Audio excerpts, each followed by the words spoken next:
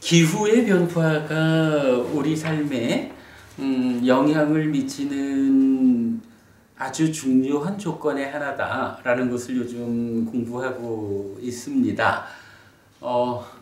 공부의 그 현실감을 높여주기 위해서인지 때맞춰 요즘이 이 급격한 기후의 변화를 겪고 있는 시점입니다. 방금 변법부님도 말씀하셨지만은 일교차도 워낙 심하고 겨울을 향해서 달려가는 시점입니다. 감기 조심하시기 바라고요. 자, 오늘 공부 시작하겠습니다. 업이라고 하는 것이 불교 안에서 가지는 비중은 참 큽니다. 어찌 보면 불교가 전체적으로 뭐 하는 겁니까? 라고 하면 업이 무언지 바르게 배워가지고 바른 업을 지어가지고 업의 결과로 괴로움을 만들지 않는 그거 배우는 게 불교입니다.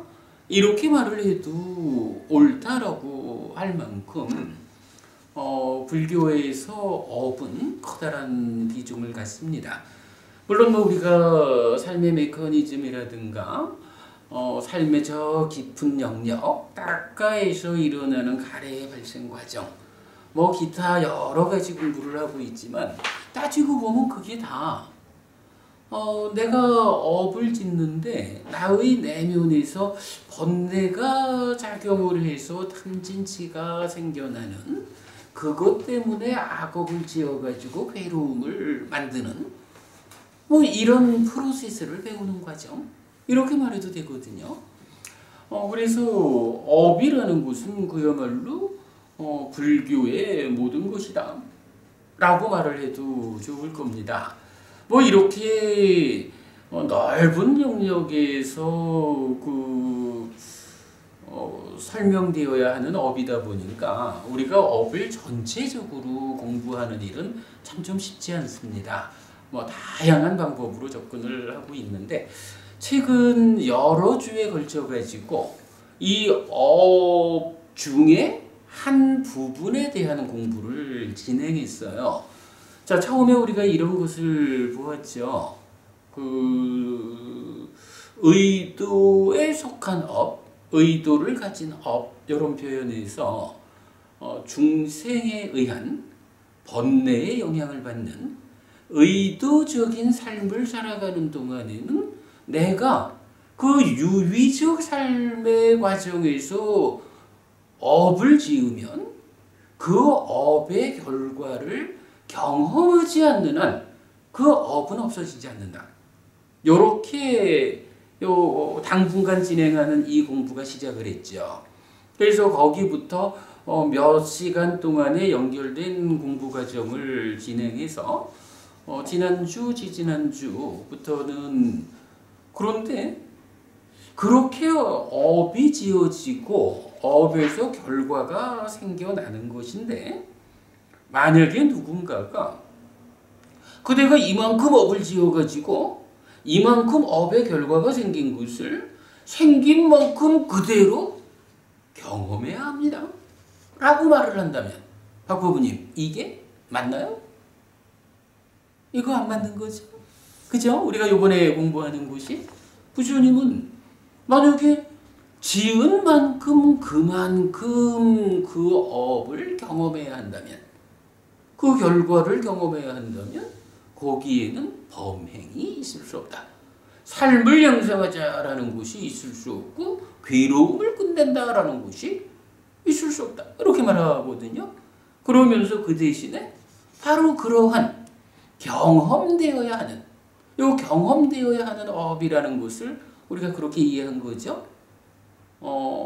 중생의 영역에 있는 번뇌의 영향 위에 있는 탐진치와 함께하는 유의적 삶의 과정에서 지어지는 이러한 업에 대해서는 지은 만큼 그만큼이 아니라 그 업에 의해서 생겨난 그 업에 의한 결과를 보라는 형태로 경험하는 것이다 라고 말할 때 범행, 삶의 향상을 위한 노력이 가능하고 괴로움의 끝이 가능하다. 이렇게 말하신 거죠. 그래가지고 우리가 지난주에 과라는 것은 무엇일까? 보라는 것은 무엇일까? 과와 보가 어떤 차이가 있길래 부처님은 업을 지어가지고 지은 만큼 그만큼의 과를 경험해야 한다면 이거는 모르는 자의 얘기지 사실 아니다. 그래가지고는 괴로움을 끝낼 수 없다. 우리 삶의 현실은 지은 만큼 그만큼 과를 경험하는 게 아니고 지어진 그 삶의 과정에서 보라고 하는 형태로 경험하기 때문에 삶을 형성할 수 있고 괴로움을 끝낼 수 있다. 이럴 때 이 보라고 하는 것이 무엇냐라고 하니 바로 업에 의해서 지은 만큼 그만큼 생겨난 과, 결과라는 것에다가 이제 여기에 특별한 한 가지 관점이 더해진 거죠. 지금 현재의 다른 조건들이 더해져 가지고 생겨난 결과를 괴로움이라는 결과가 생겨난 것을 행복으로 바꿔서 경험하지는 못하다. 질적 측면에서 바꿀 수는 없지만 그러나 생겨난 괴로움이라는 결과를 더 키워가지고 겪을 수도 있고 줄여가지고 겪을 수도 있다. 요거 생겨난 괴로움의 결과를 아주 줄여가지고 왔다 갔는지도 모르게 다녀가면 이거 업장소멸이다. 불교적인 업장소멸 이렇게 하는 것이다. 라는 부분 보았고요. 또 다른 측면으로는 업의 결과로 생겨난 행복이라고 하는 결과를 이 결과를 지금 어떤 조건들이 함께 하느냐에 따라서 뭐 기왕이면 지어놓은 행복은 뻥튀기해서 크게 누리면 좋잖아요. 사실 불교적인 삶이 그런 거죠. 불교가 어쨌든 불교는 현재 진행형이다. 이렇게 말하는 게 과거에 지어놓은 거 이거가 물론 뭐 내 삶의 과정이니까 중요하죠. 그러나 그것이 결정적인 건 아니다 이거죠. 과거에 지어놓은 것이 옛날에 어리석어 가지고 잘못된 행위를 해서 괴로움을 만들었다 라고 하면 이거 어떻게 줄여가지고 그것 때문에 내가 데미지를 받지 않을까? 이거 업장소멸로 이끌리는 불교적 삶이고 과거에도 내가 좀 잘 살았는데 지금보다는 좀 못했는가 봐. 그래서 조그마한 행복을 만들어냈다면 이거를 지금 삶의 변수를 작동시켜가지고 어떻게 뻥튀기 해가지고 커다란 행복을 만들어서 누릴까? 이게 사실은 불교적 삶이죠. 이거 우리가 이 참 익숙해야 될 필요가 있어요. 사실은 이런 이야기가 지극히 불교적이고 부처님 가르침의 중심에 있는 것이다. 이래 해야 될 텐데 우리가 만들어 놓은 행복을 뻥튀기 해가지고 크게 누려봅시다. 이렇게 말하면은 무언가 좀 어색한 사실은 불교 신자들도 그렇게 받아들이기가 쉽죠. 그래서 우리가 이런 공부를 통해서 어떻게 하면 행복을 뻥튀기 해가지고 커다랗게 누릴까? 이런 부분을 익숙해야 한다. 그래서 그 익숙함이 더해짐으로써 실제로 뻥튀기해서 커다란 행복을 누리는 이러한 삶을 실현하자. 이런 게 불교죠. 자, 우리가 지금 이제 업에 대한 지난 몇 주 과정 이렇게 유위적인 삶의 과정에서 지어진 업은 내 삶이 유위를 떠나지 않는 한 경험하지 않고는 없어지지 않는다. 여기에서 시작해가지고 그러나 그 경험이라는 게 지은 만큼 그만큼 결과를 경험하는 게 아니라 그와 관계된 경험이라는 형태로 경험하는 것이다. 라는 데까지를 지금 온 거죠. 업이라는 아주 커다란 공부 영역 중에, 일부 일부로서 이런 업의 과와 보라는 측면에 맞춰서 한동안 공부를 했는데 오늘 수업을 통해서 이 업에 대한 한 주제를 마무리를 하려고 합니다. 자, 우선은 여러분 지난주 공부를 좀 되돌아보겠습니다. 자, 오늘 교재 한 장 드렸습니다. 보시면 과와 보, 소금덩이 경과 시와가경. 자, 소금덩이 경하고 시와가경 두 개의 경전을 통해서 과와 보를 설명한 이거 지난주 우리 수업한 거죠. 그림으로 그려봤거든요. 자, 보면 그렇습니다. 업이라는 것이 지어지면 결과가 생기는데 여기까지만 하면 전혀 불교적이지 못하다. 불교는 어쨌든 보다. 그런데 우리가 놓치지 않아야 되는 건 이거죠. 과가 보로 진행되는. 김보부님, 그죠? 과라는 것이 있을 때 이 과를 어떻게 나쁜 과는 줄이고 좋은 과는 키울까? 그렇게 보를 경험할까라는 그 자리, 어떻게라는 자리에 바로 다른 조건들이 작용한다는 거죠.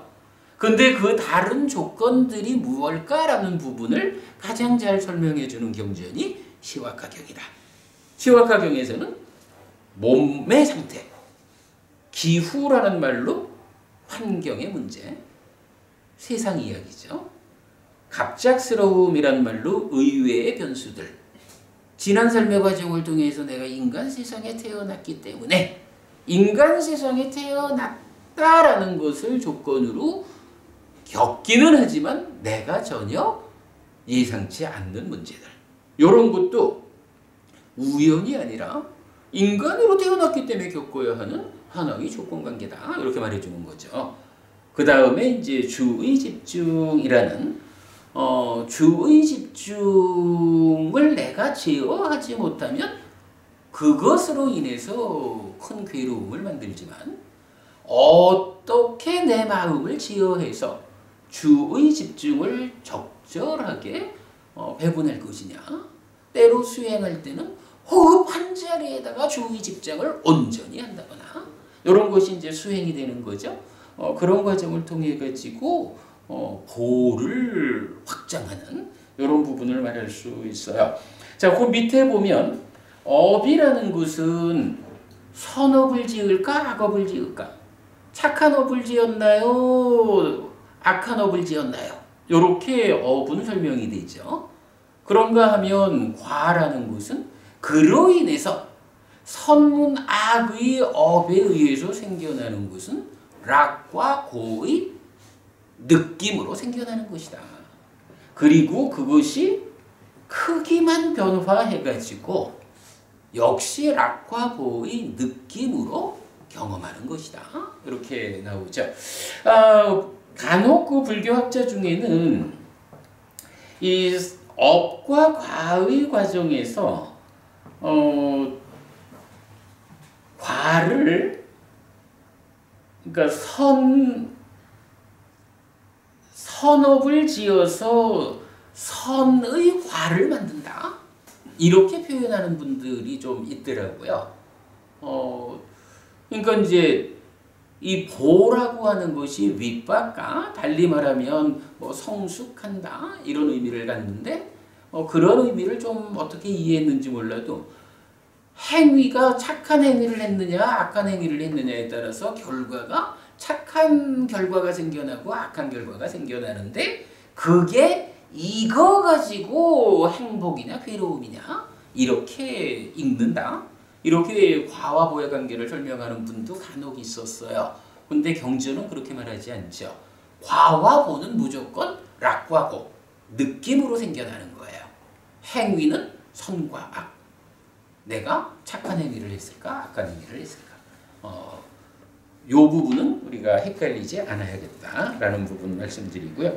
뭐니 해도 이 공부에서는 불교적 업장소멸 요렇게 하는 것이다 라는 부분 강조했죠. 자, 그 부분 우리 잊지 않기로 하고 원래 지난주에 이 주제를 소금덩이경까지를 다 공부해서 마치려고 했는데 요 과와 보의 관계를 설명하는데 시간이 많이 걸려서 소금덩이경 또 좀 밀어놨죠. 자, 오늘은 소금덩이경을 쭉 읽어가면서 이 주제 마무리할 수 있도록 그리하겠습니다. 자, 처음부터 보겠습니다. 안구따라 니까야 세세 모음의 101번째 경 소금덩이 경입니다. 비구들이여 어떤 사람이 이렇게 말할 것이다. 이 사람이 업을 지은 만큼 그만큼 그것을 경험한다 라고. 비구들이여 이런 존재에게는 범행의 삶이 없고 바르게 괴로움을 끝내기 위한 기회가 알려지지 않는다. 비구들이여 다시 어떤 사람이 이렇게 말할 것이다. 이 사람이 경험되어야 하는 업을 지은 만큼 그만큼 그 보를 경험한다 라고. 비구들이여 이런 존재에게는 범행의 삶이 있고 바르게 괴로움을 끝내기 위한 기회가 알려진다. 자, 요 내용 충분히 설명드린 거죠. 가장 중요한 개념이라고 보아야겠습니다. 여기 비구들이여 사소하게 지은 악업도 어떤 사람에게는 곧바로 지옥으로 이끈다. 그러나 비구들이여 여기 그만큼 사소하게 지은 악업이 어떤 사람에게는 지금 여기에서 경험되어질 것이다. 아주 조금도 보이지 않는데 어찌 많겠는가. 자, 요렇게 이제 소금덩이경에서 어떤 사람한테는 악업의 결과가 곧바로 지옥으로 이끌 만큼 커다랗게 작용하고 어떤 사람한테는 살아있는 동안 다 해소하고 말지 다음 세상에 영향을 미치겠어. 요렇게 요런 사람도 있다는 거죠. 동일한 악업이 이렇게 두 가지 결과를 초래할 수 있다라는 것이 소금덩이경의 주제인 거죠. 자, 이 주제에 대해서 이제 경은 전체적으로 세 가지 비유를 들어서 이 말을 설명해 주고 있습니다. 첫 번째 비유 보겠습니다. 비구들이여 어떤 사람에게 사소하게 지은 악업도 곧바로 지옥으로 이끄는가? 여기 비구들이여 몸을 닦지 않고 계를 닦지 않고 심을 닦지 않고 지혜를 닦지 않은 하찮고 작은 존재인 어떤 사람은 작은 것에 의해서도 괴롭게 머무는 자이다. 비구들이여 이런 사람에게는 사소하게 지은 악업도 곧바로 지옥으로 이끈다. 비구들이여 어떤 사람에게 그만큼 사소하게 지은 악업이 지금 여기에서 경험되어질 것인가? 아주 조금도 보이지 않는데 어찌 많겠는가?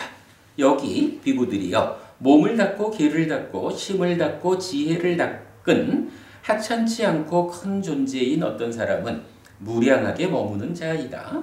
비구들이여 이런 사람에게는 그만큼 사소하게 지은 악업은 지금 여기에서 경험되어질 것이다. 아주 조금도 보이지 않는데 어찌 많겠는가 그랬어요. 지난주 우리가 충분히 공부했습니다마는 결국 경전이 지시하는 것은 뭔가요?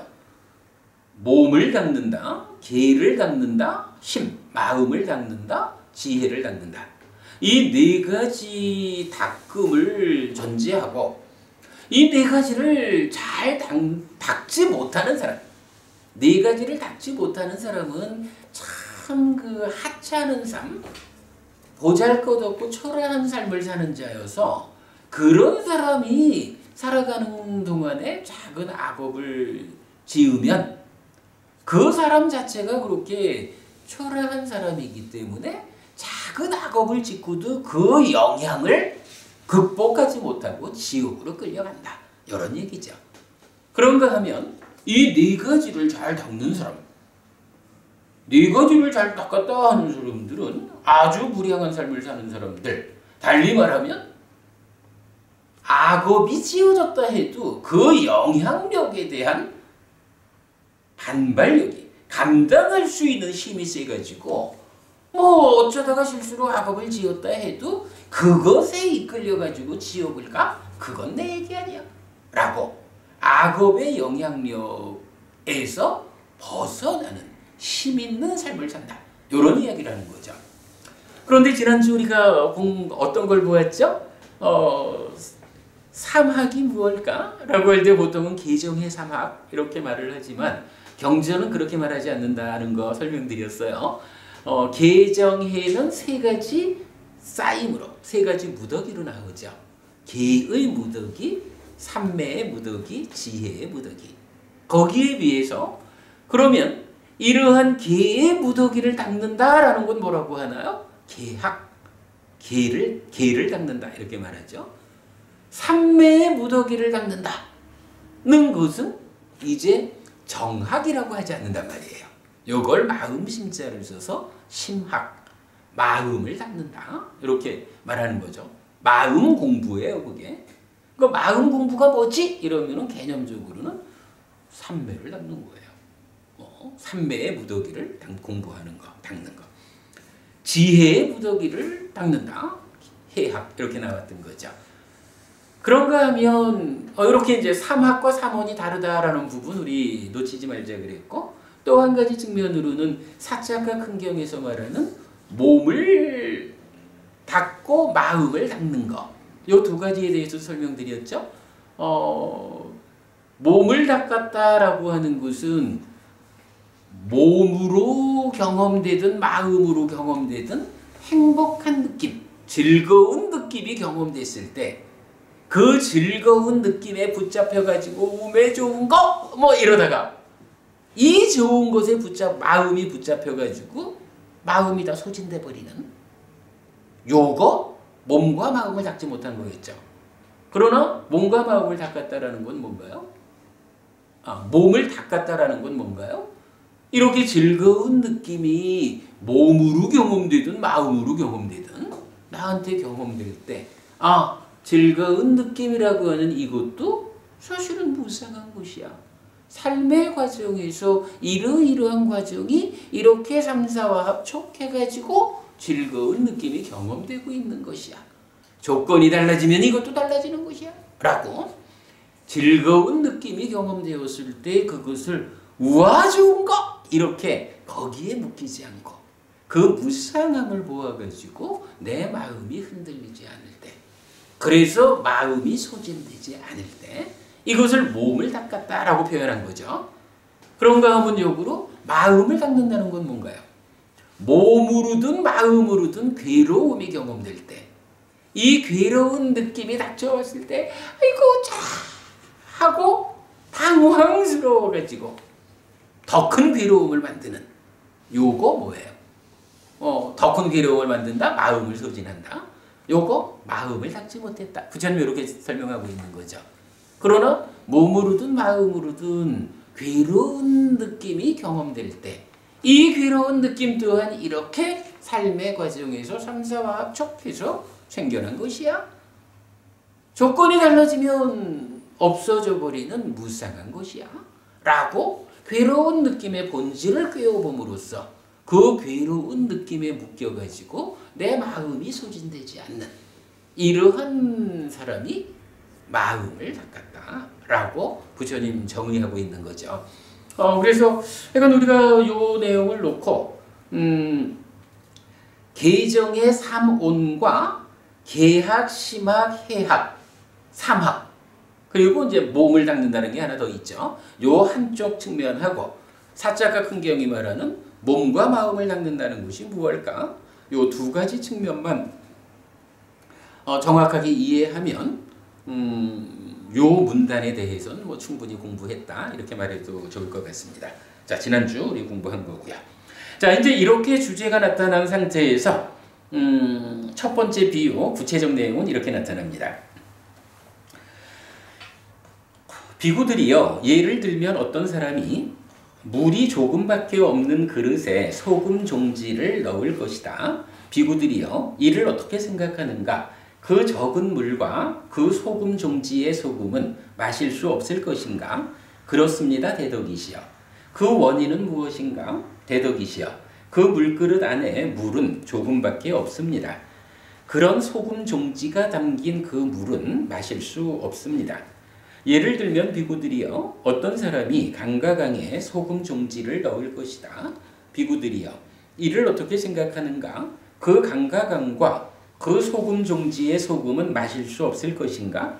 아닙니다. 대덕이시여. 그 원인은 무엇인가? 대덕이시여. 그 강가강에는 많은 물의 무더기가 있습니다.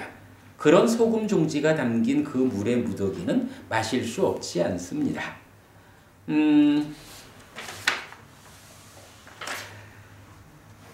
사실은 이제 우리가 이 경을 소금덩이경 이렇게 경 제목을 말하잖아요.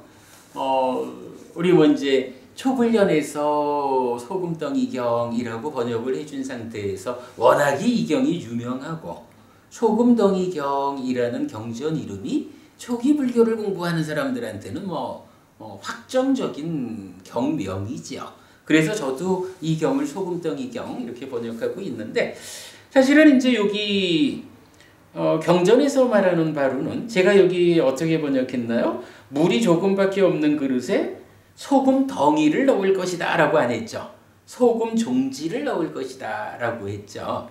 요 로나 까빨랑이라고 나올 때 요 까빨라라는 단어가 덩이라는 의미보다는 요 종지라는 게 뭐예요? 이만만 해도 크죠. 우리 보통 간장 종지 이러는 거는 요 아주 작은 그릇 있잖아요. 그런 걸 말하잖아요. 그러니까 원래 이제 그 경전에서는 소금 덩어리다 이런 말보다는 이렇게 소금을 담고 있는 소금 종지 이렇게 나타나고 있어요. 자, 그래서 어쨌든 경은 그렇게 번역이 됐습니다. 자, 물이 조금밖에 없는 그릇에 소금 종지를 넣는다. 이런 이야기죠. 지금 이제 요 컵에 보면 요게 지금 현미 녹차네. 현미 녹차 하나를 이렇게 담궈가지고 박고부님 아까 주셔가지고 제가 차를 마셨거든요. 근데 만약에 요 컵에다가 요런 그 현미 녹차 말고 소금 종지를 하나 가지고 와서 거기다가 소금을 채워가지고 컵 안에 넣었어요. 그리고 박고부님이 이걸 저를 주신다 하면 제가 이거 먹을 수 없다라는 이야기를 지금 하는 거죠. 왜 내가 이것을 먹을 수 없을까? 라고 말하면 이유는 간단해요.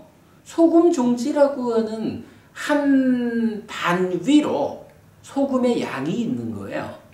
근데 그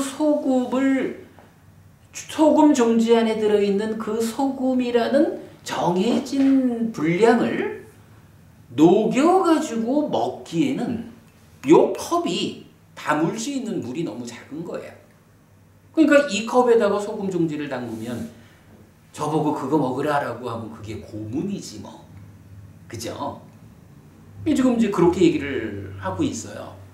근데 이제 밑에 문장을 보면 어떤가요? 요런 컵에다가 소금 종지를 넣은 게 아니고 여기 강가강이라 그랬거든요. 강가강이 변부부님 인도의 겐지스강이 강가강이잖아요. 강가강이고 우리 이제 한역경전에서 항하라고 나오는 거죠. 항하사수 이래가지고 항하강전의 모래 아래 숫자처럼 이렇게 말하는 게 바로 그 겐지스강이라고요. 강가강이라 그게. 그 강가강에다가 소금 종지를 넣었다는 거예요. 예를 들어서 말입니다. 변부부님, 우리 낙동강이 가까이 있잖아요. 저 낙동강 겐지스강하고 비교하면 작죠. 그래도 저 낙동강에다가 한 종지의 소금을 넣으면 변부부님, 우리가 저 낙동강물이 그 한 종지의 소금 때문에 짜서 먹을 수 없게 되나요? 그거 아니죠. 좀 그 얘기를 하거든요. 자, 그러면 여기서 이 두 문장이 어떤 차이를 보여주고 있나요? 제가 볼 때는 여기서 각각이 이렇게 말을 합니다. 그 원인은 무엇인가? 그 물그릇 안에 물은 조금밖에 없습니다. 그런 소금 종지가 담긴 그 물은 마실 수 없습니다. 밑에 오면 그 원인은 무엇인가? 그 강가강에는 많은 물의 무더기가 있습니다. 그런 소금 종지가 담긴 그 물의 무더기는 마실 수 없지 않습니다. 자, 여기서는요. 소금 종지라고 하는 소금의 양은 변화가 없죠.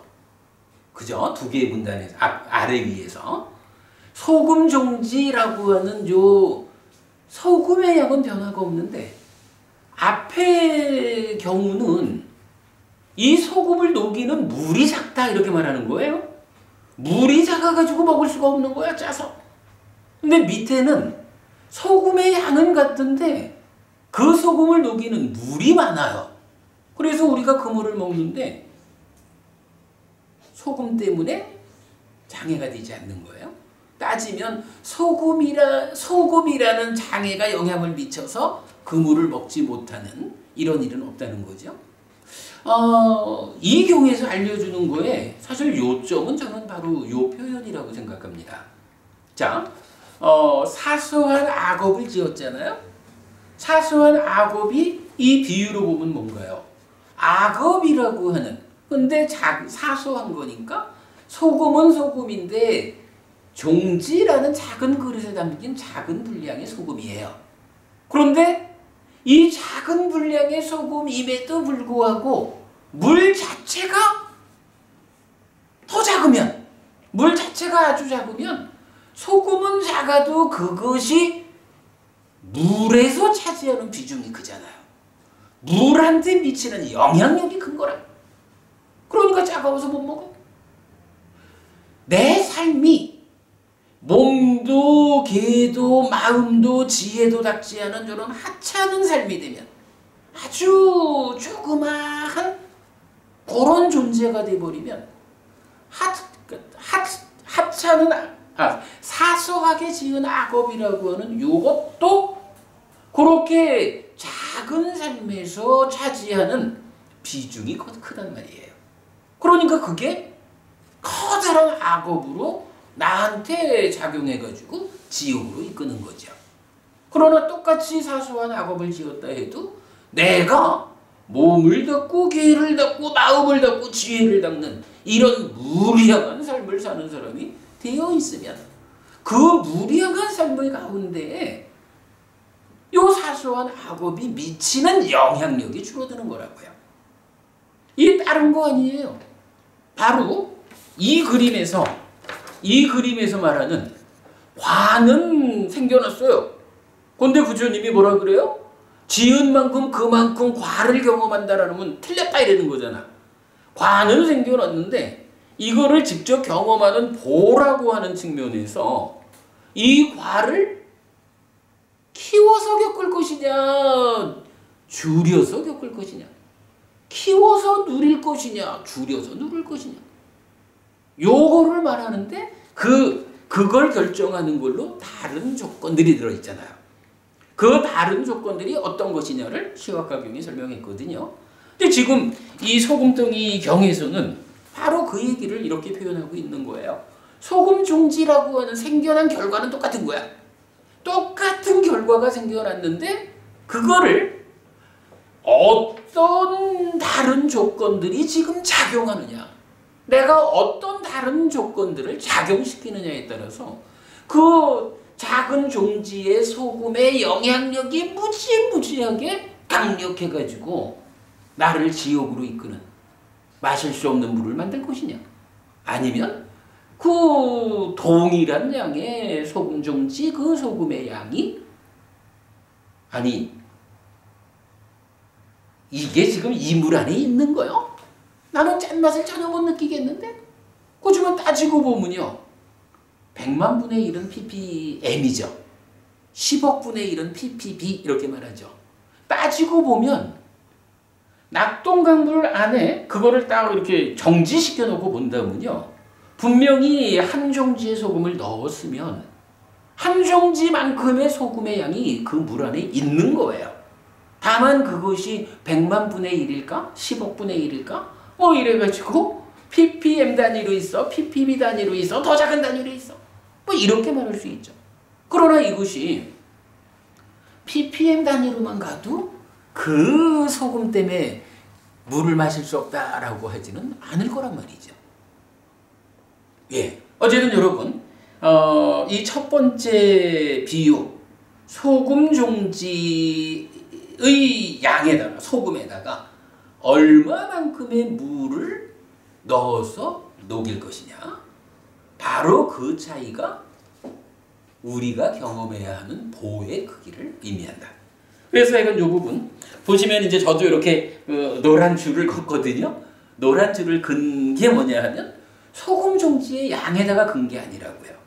소금 종지라는 이 소금의 양은 동일한데 위에는 그 물그릇 안에 물은 조금밖에 없다.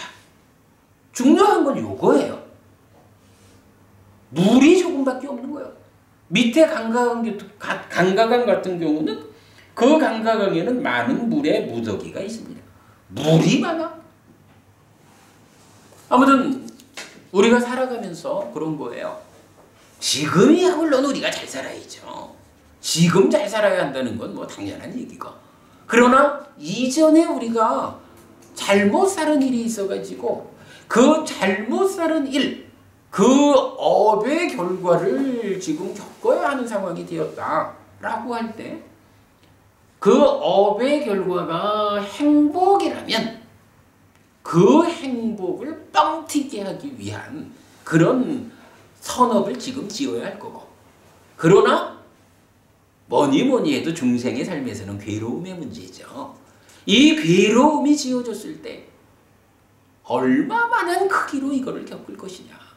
내가 정말로 작은 물그릇과 같아서 과거에 그렇게 특별하게 커다란 악업을 지은 것은 아니었는데도 불구하고 거기서 생겨난 결과를 지금 내가 감당하지 못해가지고 무지무지하게 커다란 아픔을 겪는 이런 하찮은 사람이 될 것이냐. 아니면 그만한 업이 있었다 해도 내가 지금 삶이 훌륭해가지고 뭐 그런 변수가 있기는 있었나 보지 하고 왔다 가는 줄도 모르게 이렇게 그 하나의 업이 경험되고 말면 그것이 바로 업장소명이고 그게 바로 지금을 살아가는 불교신자의 삶의 기준이다. 이렇게 말해주는 거죠. 뭐니 해도 업장소멸의 방법이다. 이 부분 이해하시자고요. 자, 소금정의경이 약간 이렇게 과와 보 중에 보를 경험하는 것이다. 그때의 우리의 삶이 사소한 삶이냐 무량한 삶이냐 요걸 놓고 한 종지의 소금이라고 하는 어떤 정해진 것을 사소한 삶이라는 작은 물에 녹여서 크게 아플 것이냐, 무량한 삶이라는 큰 물에 녹여서 전혀 아프지 않고 보내버릴 것이냐, 이렇게 비유하고 있다라는 거죠. 자, 계속 보겠습니다. 이와 같이 비구들이여 사소하게 지은 악업도 여기 어떤 사람에게는 곧바로 지옥으로 이끈다. 비구들이여 그만큼 사소하게 지은 악업이 여기 어떤 사람에게는 지금 여기에서 경험되어질 것이다. 아주 조금도 보이지 않는데 어찌 많겠는가 해서 비유 1번이 끝났습니다. 이제 두 번째 비유로 가보겠습니다.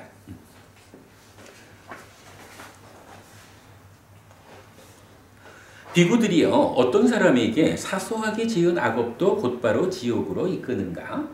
여기 비구들이여 몸을 닦지 않고 계를 닦지 않고 심을 닦지 않고 지혜를 닦지 않은 하찮고 작은 존재인 어떤 사람은 작은 것에 의해서도 괴롭게 머무는 자이다. 비구들이여 이런 사람에게는 사소하게 지은 악업도 곧바로 지옥으로 이끈다. 비구들이여 어떤 사람에게 그만큼 사소하게 지은 악업이 지금 여기에서 경험되어질 것인가? 아주 조금도 보이지 않는데 어찌 많겠는가? 여기 비구들이여 몸을 닦고 계를 닦고 심을 닦고 지혜를 닦은 하찮지 않고 큰 존재인 어떤 사람은 무량하게 머무는 자이다. 비구들이여 이런 사람에게는 그만큼 사소하게 지은 악업은 지금 여기에서 경험되어질 것이다. 아주 조금도 보이지 않는데 어찌 많겠는가? 자, 여기는 뭐 이제 동일한 주제이고 이제 두 번째 비유가 나타납니다. 여기 비구들이요 어떤 사람은 동전 반개로도 구속되고 동전 한 개로도 구속되고 동전 100개로도 구속된다. 여기 비구들이요 어떤 사람은 동전 반개로도 구속되지 않고 동전 한 개로도 구속되지 않고 동전 100개로도 구속되지 않는다. 비구들이요.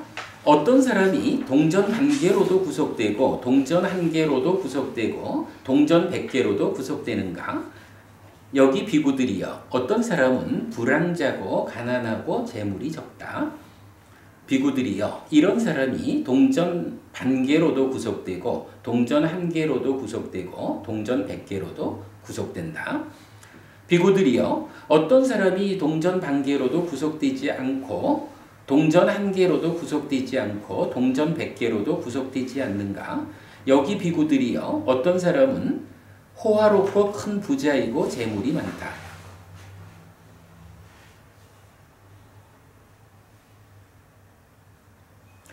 비구들이요. 이런 사람이 동전 반개로도 구속되지 않고 동전 한 개로도 구속되지 않고 동전 100개로도 구속되지 않는다.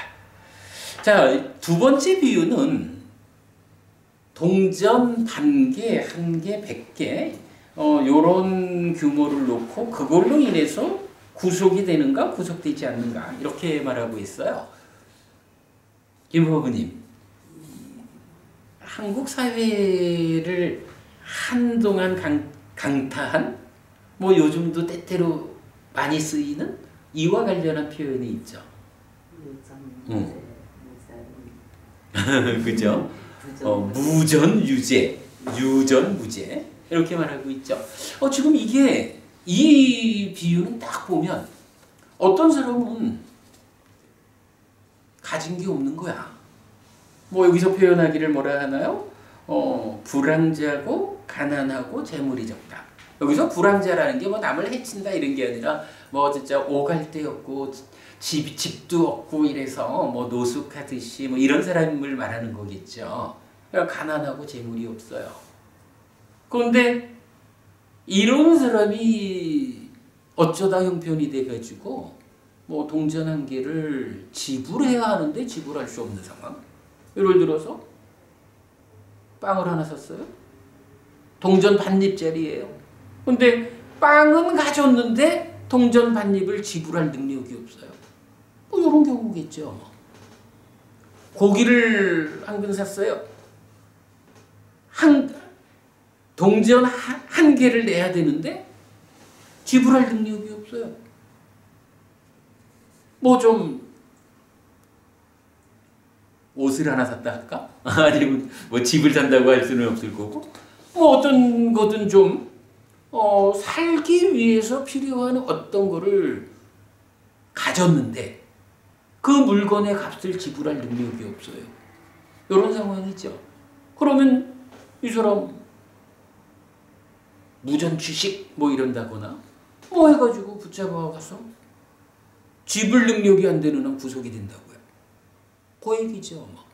그런데 어떤 사람은 빵을 하나 샀어요. 근데 보니까 내가 지갑을 안 갖고 왔네. 어떡하죠? 갖다 드리면 안 될까요? 뭐 어떠한 일이 상황이 있을 때 이 사람은 뭐 하면 엄마 나 저기 빵값이었거든. 빵값 좀 갖다 줘. 뭐 이러면 엄마가 와서 내주는 한이 있더라도 그런 일로 구속되지 않는 사람이 있죠. 뭐 이건 이제 그런 비교가 되겠죠. 뭐 그런 거를 이제 뭐 표현하자면 무전유죄, 유전무죄 이런 말로 나타낼 수 있을 거예요. 근데 지금 경전이 근데 여기서 우리가 옳다 그르다의 그 가치는 유보하고 현상만으로 보면 그런 거죠. 우리 사회에서 현상적으로 보면 뭐 동전 반개 때문에 구속되는 게 옳으냐 그러냐 이걸 따지기 전에 현상적으로는 그런 일이 일어나고 있죠. 부처님은 왜 그런 현상이 일어나고 있을까 하니 다른 문제 아니라는 거야. 그 동전 한 개를 지불해야 하는 사람이 지불 능력이 없으면 그로 인해서 구속되고 지불 능력이 있으면 구속되지 않는다. 이렇게 단순히 현상을 하나 말해주고 있는 거죠. 뭐 그냥 간단히 넘어가죠. 요런 유전무죄, 무전유죄와 같은 이런 우리 사회의 하나의 현실. 그러니까 없는 자는 작은 것에 의해서도 커다란 피해를 받고, 있는 자는 그 동일한 만큼에 대해서 피해를 보지 않는 이런 상황을 부처님 말해주고 있어요. 그러면서 이와 같이 비구들이요, 사소하게 지은 악업도 여기 어떤 사람에게는 곧바로 지옥으로 이끈다. 비구들이요, 그만큼 사소하게 지은 악업이 여기 어떤 사람에게는 지금 여기에서 경험되어질 것이다. 아주 조금도 보이지 않는데 어찌 많겠는가. 변호부님, 그러면 이 경우에 말입니다. 동전 반개나 한 개나 100개나 이런 상황에서 그것 때문에 구속당하지 않는 사람의 문제는 일단 좀 배제하고, 동전 한 개나 반개나 100개나 뭐 최악의 경우는 동전 반개 이렇게 보죠. 이것 때문에 구속되어야 하는 사람이 있다 라고 하면 이 사람한테 필요한 건 뭔가요? 이 사람이 구속되지 않기 위해서 필요한 거. 딴 거 없지 뭐. 동전만 확보하면 되죠. 그죠? 이게 사실은 앞의 비유랑 유사해요. 하나의 소금 종지를 작은 물에다가 녹여가지고는 못 먹잖아요. 이 물을 먹을 수 없다라는 문제를 해소하려면 저 낙동강까지는 좀 유보하고라도 그릇을 키우면 돼요. 이 그릇을 아까 저기 고구마 찌신다고 그 밥통에 담으셨잖아요. 밥통만한 크기로 그릇을 키우면 그래도 소금이 좀 영향을 줄 거예요. 그래도 뭐 아주 못 먹진 않겠죠. 조금 더 키우죠. 뭐 조금 더 커다란 함지박 같은 걸로 키우면 먹는데 큰 어려움 없잖아요. 어쨌든 소금 담긴 물을 먹지 못하는 이유는 물이 작아서였다고. 지금 무언가 지불해야 하는 상황에서 구속되는 이유는 지불 능력이 없어서인 거예요. 그러면 이러한 문제를 해소합시다. 어떤 방법이 있습니까? 라고 하면 이 원론적인 얘기로는 단순해요. 지불 능력을 확보하자. 그죠? 지불 능력이 확보되어 있는 사람은 그걸로 구속되지 않는 거예요. 예, 그런 부분 보기로 하고요. 역시 이제 마찬가지 경전은 앞에서 그렇게 나왔던 거죠. 몸과 개와 심과 해를 닦지 못한 자와 닦은 자, 이렇게 구분해서 알려주고 있고요. 자, 그 다음에 비유 3번으로 가보겠습니다. 비구들이여, 어떤 사람에게 사소하게 지은 악업은 곧바로 지옥으로 이끄는가? 여기 비구들이여, 몸을 닦지 않고 개를 닦지 않고 심을 닦지 않고 지혜를 닦지 않은 하찮고 작은 존재인 어떤 사람은 작은 것에 의해서도 괴롭게 머무는 자이다. 비구들이여, 이런 사람에게는 사소하게 지은 악업은 곧바로 지옥으로 이끈다. 비구들이여, 어떤 사람에게 그만큼 사소하게 지은 악업이 지금 여기에서 경험되어질 것인가? 아주 조금도 보이지 않는데 어찌 많겠는가? 여기 비구들이여, 몸을 닦고 개를 닦고 심을 닦고 지혜를 닦은 하찮지 않고 큰 존재인 어떤 사람은 무량하게 머무는 자이다. 비구들이여, 이런 사람에게는 그만큼 사소하게 지은 악업은 지금 여기에서 경험되어질 것이다. 아주 조금도 보이지 않는데 어찌 많겠는가? 여기 비구들이여, 몸을 닦고 개를 닦고 심을 닦고 지혜를 닦은 하찮지 않고 큰 존재인 어떤 사람은 무량하게 머무는 자이다. 비구들이여, 이런 사람에게는 그만큼 사소하게 지은 악업은 지금 여기에서 경험되어질 것이다.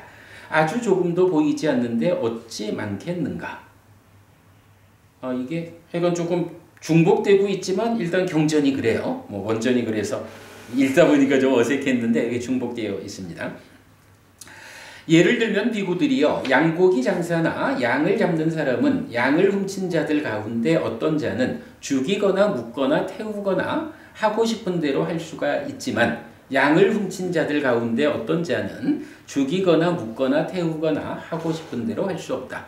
물론 요거는 이제 2600년 전하고 지금하고는 세상이 좀 달라져 가지고 어떤 자라 해도 뭐 죽이거나 묻거나 태우거나 이렇게 맘대로 하지는 못하죠. 그러나 어쨌든 양고기를 파는 사람 입장에서 그 사람한테 무언가 권리를 행사하죠. 자, 그 표현하고 있고요. 비구들이요, 어떤 사람을 양고기 장사나 양을 잡는 사람은 양을 훔친 자들 가운데 죽이거나 묻거나 태우거나 하고 싶은 대로 할 수 있는가? 비구들이요, 여기 어떤 사람은 불황자고 가난하고 재물이 적다. 이런 사람을 비구들이요, 양고기 장사나 양을 잡는 사람은 양을 훔친 자들 가운데 죽이거나 묻거나 태우거나 하고 싶은 대로 할 수 있다. 결국 문제는 불황자고 가난하고 재물이 적다. 그렇게 나오네요. 비구들이요, 어떤 사람을 양고기 장사나 양을 잡는 사람은 양을 훔친 자들 가운데 죽이거나 묻거나 태우거나 하고 싶은 대로 할 수 없는가? 여기 비구들이요, 어떤 사람은 호화롭고 큰 부자이고 재물이 많은 왕이거나 왕의 으뜸 신하이다. 비구들이요, 이런 사람을 양고기 장사나 양을 잡는 사람은 양을 훔친 자들 가운데 죽이거나 묻거나 태우거나 하고 싶은 대로 할 수 없다. 오히려 손을 맞잡고 그 사람에게 요청한다. 존자여, 저에게 양이나 양의 값을 주십시오라고. 이와 같이 비구들이여, 그러한 사소하게 지은 악업도 여기 어떤 사람에게는 곧바로 지옥으로 이끈다. 그러나 비구들이여, 그러한 사소하게 지은 악업이 여기 어떤 사람에게는 지금 여기에서 경험되어질 것이다. 아주 조금도 보이지 않는데 어찌 많겠는가. 세 번째 비유는 두 번째 비유하고 비슷하죠. 두 번째 비유에서는 어떤 상황을 제시하지 않고 그저 동전 반개, 한개, 100개, 그러니까 지불 능력이 있을까 없을까 이렇게만 말을 했다면, 세 번째 비유에서는 이제 양고기 장사 또는 양을 잡는 사람하고 양을 훔친 자를 놓고, 양을 훔친 자를 잡았는데 이 자가 양값을 낼 수 없는 자야. 그러면 그 당시 사회상으로는 도둑질한 자를 직접 죽이거나 태우거나 이랬다는 얘기겠죠. 그런데 양을 훔친 자를 딱 확인했는데 보니까 이 자가 힘 있는 자야, 부자고, 심지어는 왕이거나 왕의 으뜸신하여 권력을 가진 자요. 이래 되면 어때요? 죽이거나 묻거나 태우거나 하고 싶은 대로 할 수 없다 하면서 오히려 이 참 사회상을 잘 표현하고 있어요. 요즘도 사실은 이런 것을 우리가 말할 수 있죠. 오히려 손을 맞잡고 존자여, 저에게 양이나 양의 값을 주십시오. 제발 저에게 손실이 나지 않게 해주십시오. 이렇게 빈단 말이에요. 아니 어찌 보면 이게 훔쳐간 놈한테 물건 주인이 도둑놈을 잡아가지고는 그냥 멱살을 잡아서 팽개칠 것 같은데, 상대방이 누구냐에 따라 가지고 붙잡아 놓고도 오히려 다소곳이 손을 모아 잡고는 존자시여, 저에게 양을 돌려주십시오. 아니면 양의 값을 계산해 주십시오. 저 그거 안 주시면 우리 마누라 애들 굶어야 합니다. 이런 사정을 한다는 얘기잖아요. 근데 그 이유는 뭐예요? 훔친 자라고 비유를 했지만 어떠한 행위가 지어졌을 때 그 행위를 상쇄할 수 있는 만큼의 능력을 가지고 있느냐 가지지 못했느냐, 이걸 보여주고 있는 거죠. 그런 가운데 특히 세 번째 비유에서는 왕이거나 왕의 으뜸 신하를 예를 들어가지고 우리 사회에서 단순히 부유한 자기의 행위에 상쇄시킬 수 있는 부를 가진 정도가 아니라 오히려 커다란 권력을 가진 자, 이런 자들을 만났을 경우에는 상대방이 잘못했음에도 불구하고 내가 머리를 조아리고 도와주셔요 라고 물건값을 제발 좀 지불해 주셔요. 안 그러면 우리 애들 굶어야 됩니다 라고 뭐 이렇게 아쉬운 말을 해야 하는 이게 뭐 우리 세상의 현실이지요. 뭐. 이게 뭐 옳다 그러다의 문제는 아니고. 그때 인도 시대 계급 사회니까 그러지. 근데 아니죠. 요새도요. 요새도 우리가 이렇게 살다 보면 분명히 잘못은 저자가 했는데 내가 가가지고 뭐 살다 보면 그럴 수도 있겠죠. 근데 어르신 제가요 어르신께서 그거 가져가신 거 탓하는 건 아닌데요. 그래도 어르신 그거 저기 계산 안 해주시면 우리 애들 먹을 게 없어요. 이래 사정해야 되는 경우가 지금도 있다고요. 사실은 뭐 권력이라고 하는 것이 사실은 그런 일을 하지요. 뭐 많이 하죠. 자 어쨌든 이제 그런데 비유 1, 2, 3번 세 가지 비유를 보면 뭐 소금 종지를 통한 비유에서는 사실은 이 과와 보의 관계를 가장 정확하게 설명해주고 있고 두 번째, 세 번째에서는 어떠한 상황에서 내가 지불 능력이 있느냐 내 행위를 상쇄할 수 있는 능력이 있느냐 이걸로서 이제 비유를 들었지만 결국은 그 모든 것의 중심에는 우리 삶의 이야기. 왜냐하면 이거는 비유일 뿐이니까 이런 비유를 통해서 어떤 것을 말해주고 있어요. 내가 삶의 과정에서 몸과 개와 쉼과 해라는 이 네 가지를 닦지 못하는 하찮은 삶을 살아가는 자는 삶의 과정에서 만나지는 어떠한 상황에 대해서 대응력이 없다 이거죠.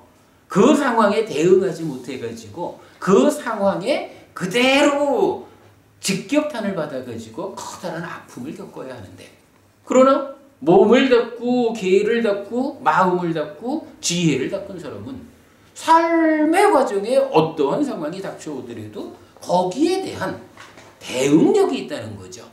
웬만큼 상황이 강하게 닥쳐와도 그거를 당당하게 대응해서 물리칠 수 있는 그것 때문에 커다란 아픔을 겪지 않아도 되는 이런 힘 있는 삶을 살 수 있다. 그러므로 우리가 어떻게 해야 되느냐? 평상시의 삶에서 몸을 닦고 개를 닦고 마음을 닦고 지혜를 닦는 이러한 삶을 살아야 한다. 이렇게 말해주고 있는 거죠. 자, 일단 이제 주제 마무리를 보도록 하겠습니다. 비구들이요 어떤 사람에게 사소하게 지은 악업도 곧바로 지옥으로 이끄는가? 여기 비구들이요 몸을 닦지 않고 개를 닦지 않고 심을 닦지 않고 지혜를 닦지 않은 하찮고 작은 존재인 어떤 사람은 작은 것에 의해서도 괴롭게 머무는 자이다. 비구들이요 이런 사람에게는 사소하게 지은 악업도 곧바로 지옥으로 이끈다. 비구들이요 어떤 사람에게 그만큼 사소하게 지은 악업이 지금 여기에서 경험되어질 것인가? 아주 조금도 보이지 않는데 어찌 많겠는가? 여기 비구들이요 몸을 닦고 개를 닦고 심을 닦고 지혜를 닦은 하찮지 않고 큰 존재인 어떤 사람은 무량하게 머무는 자이다. 비구들이요 이런 사람에게는 그만큼 사소하게 지은 악업은 지금 여기에서 경험되어질 것이다. 아주 조금도 보이지 않는데 어찌 많겠는가? 비구들이요 어떤 사람이 이렇게 말할 것이다. 이 사람이 업을 지은 만큼 그만큼 그것을 경험한다 라고. 비구들이요 이런 존재에게는 범행의 삶이 없고 바르게 괴로움을 끝내기 위한 기회가 알려지지 않는다. 비구들이요 다시 어떤 사람이 이렇게 말할 것이다. 이 사람이 경험되어야 하는 업을 지은 만큼 그만큼 그 보를 경험한다 라고. 비구들이요 이런 존재에게는 범행의 삶이 있고 바르게 괴로움을 끝내기 위한 기회가 알려진다 이랬어요. 일단 뭐 소금덩이경 이렇게 세 가지 비유를 통해서 아주 중요한 주제를 알려주고 있는데 저는 이제 이 경의 마무리에서 이런 점을 좀 짚어봐야 할 것 같아요. 뭐 소금 정지의 비유는 뭐 특별한 문제가 없어요. 그냥 우리가 한 정지의 소금을 녹이기 위해서 많은 물이 되자 뭐 이거면 돼요. 근데 두 번째 비유와 세 번째 비유에서는 우리가 조금 보아야 할 내용이 뭐냐 하면 이 잘못 보면 그러니까 어찌 보면 이러한 비유를 놓고 부처님은 이러한 사회상 유전무죄 무전유죄 이러한 사회의 현상을 인정하는 것이 아닐까? 비유를 보면 그렇게 우리가 좀 볼 수도 있을 것 같아요. 그런데 저는 여기서 이렇게 말하고 싶어요. 부처님은 오늘 제가 여러 번 반복 말씀드리지만 그러한 상황에다가 이게 옳다 그르다의 가치를 부여한 건 아닌 것 같아요. 그냥 자 우리가 살아가는 이 사회에 이런 현상이 있다. 옳다 그르다 이전에 이러한 상황이 있어서 만약에 빵을 하나 가졌는데 그 빵값을 지불할 능력이 안 되면 그대가 구속당하는 것이 요즘 사회의 현상이다. 빵을 얻고서 구속되지 않으려면 어찌해야 하겠느냐? 빵값을 가지고 있으면 된다. 옳다 그르다의 문제를 떠나서 사회 현상을 말해주고 있는 거예요. 양을 훔쳤다라고 말하는데 이 훔친 일 자체가 물론 요즘으로 치면 뭐 더더욱이 말이 안 되는 범죄 행위지만 부처님 당시 그 사회상에서 뭐 그때의 필요성이 그랬겠죠. 양을 가져갔는데 양 가져간 그자한테 가가지고 당신이 내 양을 가져갔지 않소? 라고 말할 때 내가 가져왔어. 양값은 여기 있어. 하고 양값을 지불해주면 그냥 그걸 받고 뭐 이게 도둑질이었니 어쨌는지 따질 필요 없이 돈 받았으니까 가는 뭐 이게 그때의 사회상이었겠죠. 그러니까 옳다 그르다의 가치 이전에 사회 현상을 가지고 비유적으로 자 보아라. 이러한 상황이 일어났을 때 그 상황이 그대에게 커다란 아픔을 줄 수도 있고 그대에게 아픔을 주지 않을 수도 있는데 어떤 경우가 그대에게 아픔을 주는 경우이냐? 어떤 경우가 아픔을 주지 않느냐? 그러니 그대가 그런 상황에서 아픔을 겪지 않으려면 무엇을 준비해야 하느냐? 무엇을 갖춰야 하느냐? 그래서 동전을 갖춰라, 양의 값을 갖춰라. 삶에서 몸을 닫고 계를 닫고 마음을 닫고 지혜를 닫거라. 부처님이 이렇게 답을 주고 있죠. 이 부분에 대해서 우리가 오해하지 않아야 된다라는 점을 꼭 말하고 싶고요. 그러면서 이 경은 우리가 이제 여러 개의 경을 이렇게 연결해서 보는 중요성이겠죠. 자, 지금 제가 이렇게 말씀을 드렸어요. 뭐 유전무죄, 무전유죄 뭐 이런 어떤 가치 부여 이전에 필요한 것을 얻었으면 그 값을 지불할 능력을 갖추면 된다. 어떠한 것을 가져왔으면 그것을 지불할 수 있는 능력이 있으면 된다. 라고 능력을 갖출 것을 말하는데 이제 여기서 능력을 갖춘 자 그죠? 부처님은 지금 이 경에서 분명히 1차적으로 우리한테 능력을 갖춰라. 물론 그 능력은 몸을 닫고 귀를 닫고 마음을 닫고 지혜를 닫는 이렇게 말하지만 이거를 그냥 우리 일상의 삶을 살아가는 측면에서 보아도 어떠한 상황에서도 내가 능력 있는 자가 된다면 그 상황 때문에 괴로움을 겪지 않을 수 있다. 능력을 갖춰라. 이렇게 말해주고 있거든요. 그런데 능력을 갖추라는 이 1차적인 요구 이후 과정을 사실은 우리가 하나 더 보아야 하는 거죠. 세 번째 비유. 양을 훔친 자가 왕이거나 왕의 으뜸신하거나 뭐 이렇게 예를 들었지만 저기 지방의 조선시대 같으면 지방의 아전만 해도 이런 짓을 했을 거예요. 그럴 거예요. 그 권력이라는 게.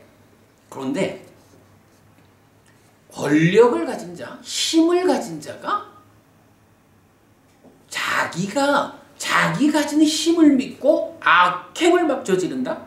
이러면 곤란하죠. 부처님이 네가 힘을 가져라. 힘을 가지면 네 힘이 감당할 수 있는 만큼은 악업을 저질러도 좋다. 이렇게 말하는 건 절대 아니겠죠. 자, 여기서 우리가 이 업에 대한 공부 과정에서 본 경이 하나 있었죠. 몇 주 전에 보았지만 불선의 뿌리경이라고 안구따라니까야 세세 모음의 70번 경이에요. 불선의 뿌리경에서 여기에 대한 답을 사실은 제시해주고 있는데 아마 여러분 다 가지고 계실 건데 그냥 제가 읽어드릴게요. 불선의 뿌리경에서 이런 말을 해요. 비구들이요, 탐이 있을 때 불선의 뿌리가 있다. 열망하는 자가 몸과 말과 의로 행위할 때 불선이 있다.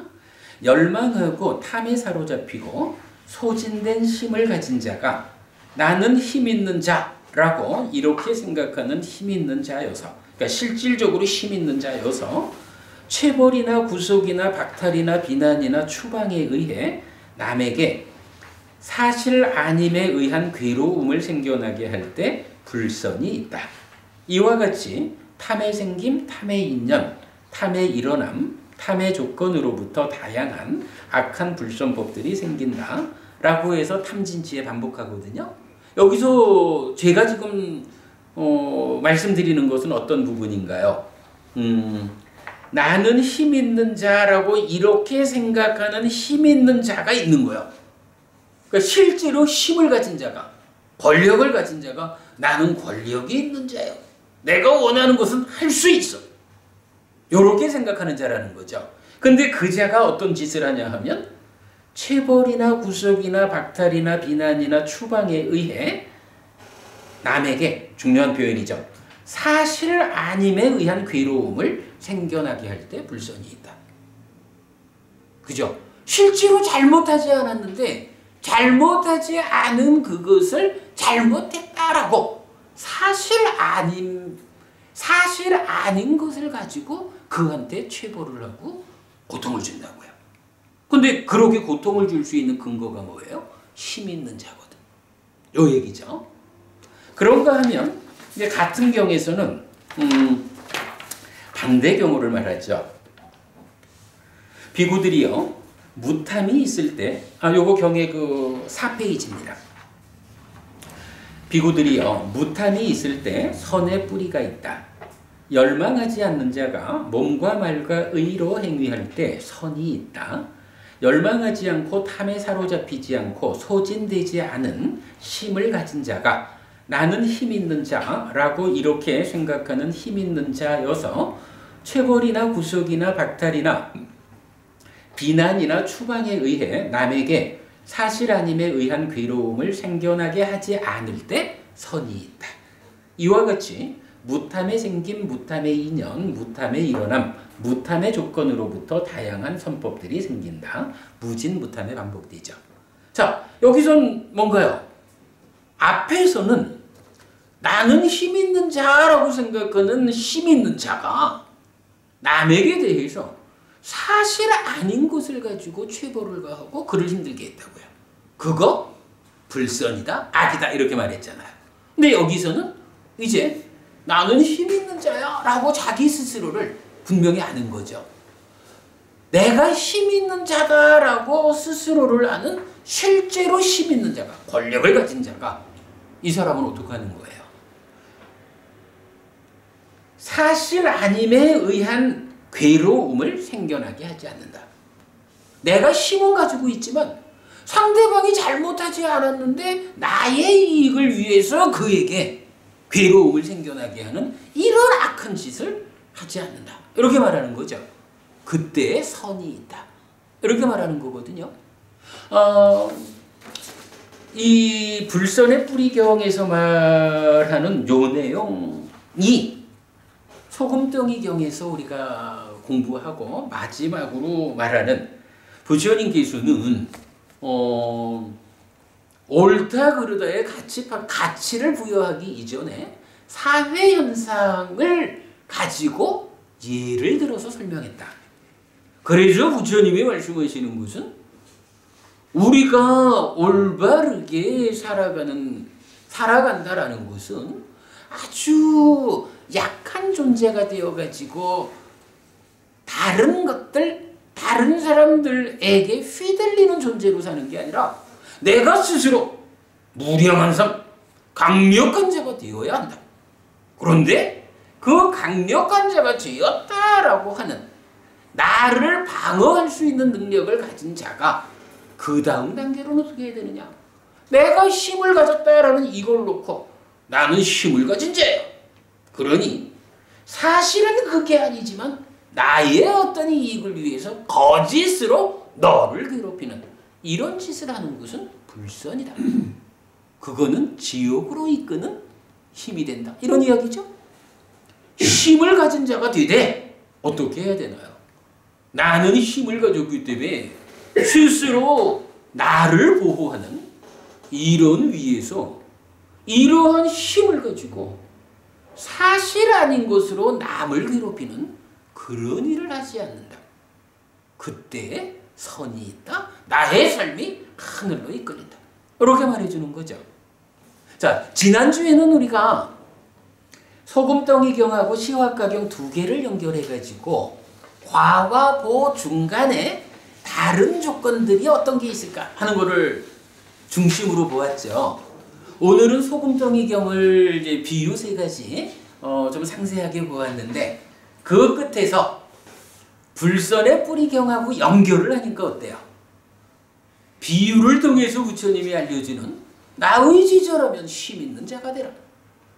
출가자는 출가자대로 이 수행법에 의해서 해탈된 삶으로 이끄는 강한 힘을 가져야 될 거고 제가자는 제가자대로 이 가르침에 의지해가지고 복된 삶을 만들어가는 스스로의 삶을 복되게 하는 힘 있는 자가 되어야 하는데 힘 있는 자가 되었다라고 하는 거기에 이어가지고 부처님의 제자들의 힘 있는 삶이라는 것은 그 힘으로 나를 보호하고 더 나아가면 다른 사람들의 행복을 위해서 봉사하는데 그 힘이 쓰여야 되는 거지.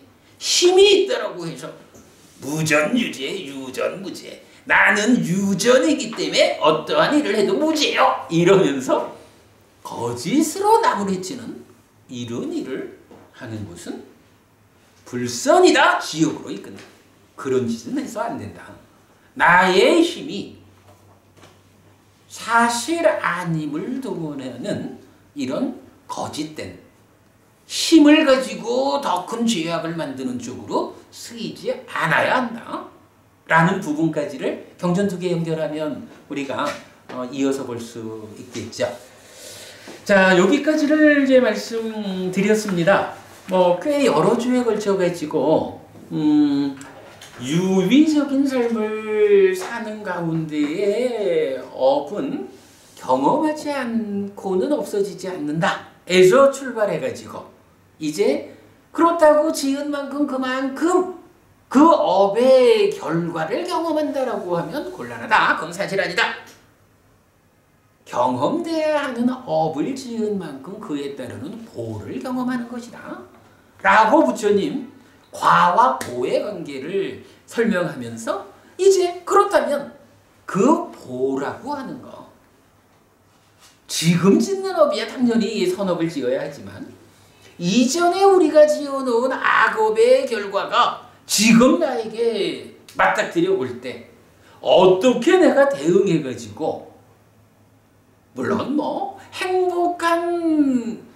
그러니까 행복으로 만들어진 결과가 찾아오면 뻥튀기 하면 되고 그건 쉽고 점점 논외로 하고 이전에 지어놓은 업에서 생긴 괴로운 결과가 지금 맞닥뜨려 올 때 어떻게 이것에 내가 대응해서 그 괴로움의 크기를 최소화해서 겪을 것인가, 업장을 소멸할 것인가에 대한 구체적 설명이 소금덩이경의 비유 3가지를 통해서 알려졌다. 그리고 그렇게 힘 있는 자가 되었을 때 우리가 또한 어떻게 살아야 하느냐 하는 부분까지 괴로움의 뿌리인가? 불선의 뿌리경, 네, 불선의 뿌리경을 통해서 같이 보았습니다. 자, 여기까지 해가지고 이 업이라는 커다란 주제 중에 과와 보와 관련한 일부의 주제를 공부한 한 과정을 마무리하겠고요. 다음 주에는 지난 주엔가 제가 잠깐 말씀드렸지만 대화다따라고 하는 그 부처님을 떠난 불교 안에서 대표적인 어떤 그 대표적으로 악으로 분류되는 제자 이래 되죠. 네, 제화다따라고 하죠. 그러니까 대화다따거든요. 근데 제가 이건 최근에 이 대화다따와 관련한 경전 하나 아주 중요한 요점을 설명하는 경전을 하나 발견을 해가지고 다음 주에는 그 경전 소개해드리도록 하겠습니다. 자, 오늘 수업 마치겠습니다. 수고하셨습니다. 네, 수고하셨습니다.